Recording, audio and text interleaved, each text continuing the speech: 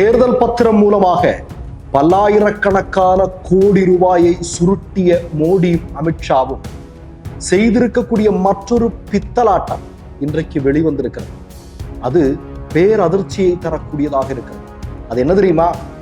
தேர்தல் பத்திரங்களை நம்முடைய மதிப்புக்குரிய உச்ச நீதிமன்றம் தடை செய்வதற்கு 3 நாட்களுக்கு முன்பு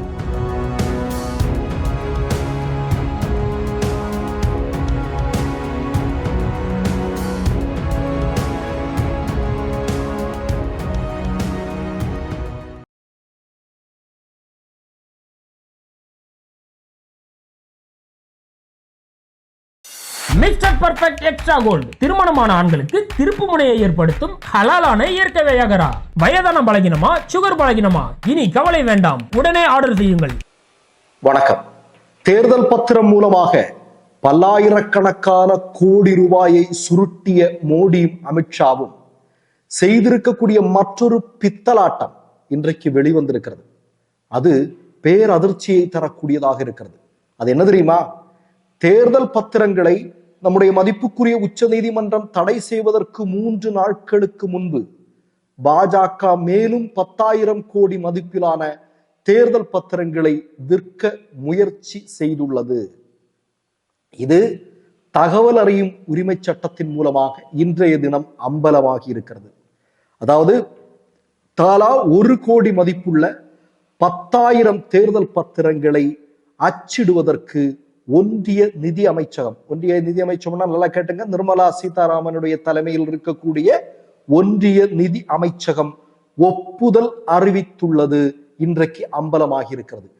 சுருட்டியது பத்தாது அப்படின்னு இன்னும் 10,000 கோடி ரூபாயை சுருட்டுவதற்கு தயாராகி இருக்கிறார்கள் மோடியும் அமித்ஷாவும்.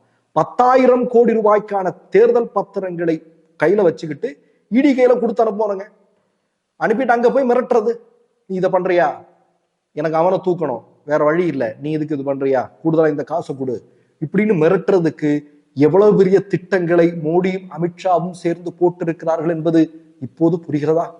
நாம் ஏற்கனவே சொல்லியிருந்தோம், இந்த தகவல் அறியும் உரிமை சட்டம் அப்படிங்கிற விஷயத்துல அதுல தொடர்புடைய ஆர்வலர்கள் சுமார் 80 பேர் கடந்த 10 வருடங்களில் கொல்லப்பட்டிருக்கிறார்கள். இந்த செய்தியை சேர்த்து நீங்க பார்க்கணும். தகவல் அறியும் உரிமை சட்டத்தின் வழியாக மோடி அமித்ஷா செய்து கொண்டிருக்கக்கூடிய மக்கள் விரோத செயல்களை அம்பலப்படுத்தி கொண்டிருக்கக்கூடிய இந்த செயல்களை எப்படி இவர்கள் பொறுத்து கொள்வார்கள்? அதனாலதான் இவங்க ஆட்சி பொறுப்பிற்கு வந்ததுமே தகவல் அறியும் உரிமை சட்டம் ஏற்கனவே இருந்ததை விட நீர்த்து போக செய்வதற்கான திருத்தங்களை கொண்டு வந்தார்கள். அதெல்லாம் உங்களுக்கு நல்லா தெரியும் நினைக்கிறேன்.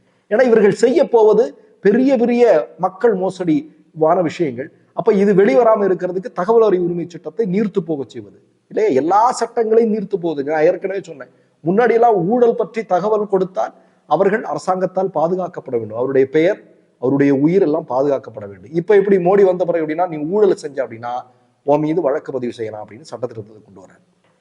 எப்படி இப்போ இந்த RSS காரெல்லாம் எப்படி இருக்கா பாருங்களேன்.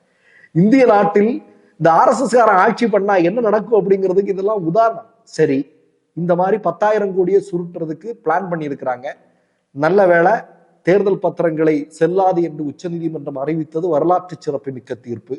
சரி, இவங்களுக்கு எதுவும் பண்ண முடியல. இப்ப என்ன நடக்குது அடுத்தது? காங்கிரஸினுடைய வங்கி கணக்கெல்லாம் முடக்கம் பண்ணி ஏதாவது பண்ண முடியுமான்னு பாக்குறாங்க. இந்த நேரத்துல ஒரு மிகப்பெரிய காமெடி என்னன்னா, இந்த தேர்தல் பத்திரங்களுக்கெல்லாம் ஒப்புதல் கொடுக்கக்கூடிய நிதி அமைச்சகத்தினுடைய தலைமை பொறுப்பில் இருக்கக்கூடிய நிர்மலா சீதாராமன் என்ன சொல்கிறார்? எனக்கு தேர்தலில் போட்டியிடுறதுக்கு பணம் இல்லை அப்படின்னு சொல்றாரு. மக்கள் சிரிப்பாங்களா இல்லையா? நான் கேட்கிறேன், நிர்மலா சீதாராமன் உங்களுக்கு பயம்? நான் சொல்லட்டுமா? தமிழிசை சவுந்தரராஜன் என்று சொல்லக்கூடிய நபர் போட்டியிட்டுத்தான் பாஜகவில் ஒரு பெரிய இடத்திற்கு வர முடியும். ஆனா நிர்மலா சீதாராமன் மாதிரியான ஆட்கள் அப்படி அல்ல. அது தெரியும், இந்திய மக்களுக்கு நன்றாக தெரியும்.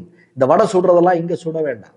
சரி, நீங்க தான் பெருசா பேசுறவங்களாச்சே, நீங்க பேட்டி கொடுக்கறதெல்லாம் பார்த்தா உங்களை மிஞ்ச ஆள் கிடையாது அப்படிங்கிற மாதிரியான உங்க உடல் மொழியும் உங்கள் பேச்சும் எல்லாம் இருக்கும். நான் கேட்கிறேன், துணிச்சல் கொஞ்சமாவது இருக்கும் அப்படின்னா ஸ்ரீரங்கத்தில் இல்லைங்க, உங்க ஆட்கள் நிறைய இருக்கிற இடம் தானே, பாஜக ஆட்கள் நிறைய இருக்கிற இடம் தானே ஸ்ரீரங்கம். பாஜக ஆதரவு பெற்ற மயிலாப்பூர்லயும் பாஜக ஆதரவு ஆட்கள் இருக்கிறாங்க. மயிலாப்பூர்ல இல்லைங்க, நிக்க மாட்டீங்க. ஏன்னா உங்களுக்கு தோல்வி பயம். நீங்கள் நேரடியாக அப்படி போட்டியில் வெற்றி பெற்று வருவதற்கு நீங்கள் எப்போதும் தயாராக மாட்டீர்கள் இல்லையா? அது எங்களுக்கு தெரியும். இப்ப இன்னொரு செய்தி வந்திருக்கு, என்ன தெரியுமா? அதாவது அரவிந்த் கெஜ்ரிவாலுக்கு எதிராக வாக்குமூலம் கொடுக்கப்பட்டவர், அதாவது ஈடியால மிரட்டி அரவிந்த் கெஜ்ரிவாலுக்கு எதிராக வாக்குமூலம் கொடுத்தார் அல்லவா, அவருடைய தகப்பனாருக்கு மோடி ஒரு மிகப்பெரிய பரிசை கொடுத்திருக்கிறார். அது என்ன தெரியுமா?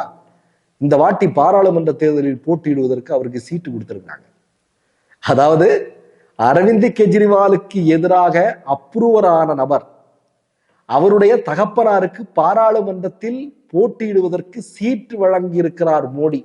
ஊழலை ஒழிக்கப் போகிறேன் என்று சொல்லி 2014 வடை சுட்டுட்டு வந்த மோடி செய்கிற செயல்களை பாருங்கள். எப்படி இருக்கிறது? நெஞ்சு புதைக்குதா? ஒரு பதட்டமா இருக்கா நமக்கெல்லாம்? பாருங்களேன். இப்போ ஒரு 300 இடங்கள் இருக்கு. ராஜ்யசபால பெரிய அளவுல இவங்களுக்கு பெரும்பான்மை கிடையாது. இந்த நேரத்திலேயே இவனுங்க இந்த ஆட்டம் ஆடுறானுங்கன்னா, இவனுங்க 400 இடம்லாம் சொல்லிட்டு இருக்கிறானுங்க. 400 இடம்னா என்ன? தேர்தல் ஆணையத்தை நம்பி, வாக்கேந்திரத்தை நம்பி இவனுங்க பேசிட்டு இருக்கலாம். அது நடக்க போறது இல்லை. ஆனா ஒரு கற்பனைக்காக சொல்றேன், இவனுங்க 400 இடத்துல வெற்றி பெற்றால் என்ன நிலைமை, என்னவாகும்? என்னங்க, ஏதாவது சுதந்திரம் இருக்காங்க இங்க? எந்த அரசு சார்ந்த அதிகாரிகளுக்கும் நீதிபூர்வமாக நேர்மையாக நடக்க முடியுமாங்க? நீதிமன்றங்கள் குமுறாங்க இல்லையா? நீதிமன்ற நீதிபதிகள் எல்லாம் குமுறாங்க இல்லையா? ஐயோ எங்களுக்கு பெரிய பிரச்சனை இருக்கு, அழுத்தம் இருக்கு அப்படின்னு சொல்றாங்களா இல்லையா?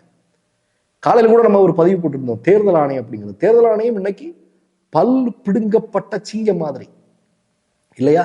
அவர்களுடைய அதிகாரத்தை நீர்த்து போக செய்து இன்றைக்கு பாஜக சொல்வதை கேட்கக்கூடிய நபர்களாக தேர்தல் ஆணையத்தினுடைய அதிகாரிகள் மாற்றப்பட்டிருக்கிறார்கள் என்பதுல இன்னும் நமக்கு சந்தேகம் இருக்கா யாருக்காவது?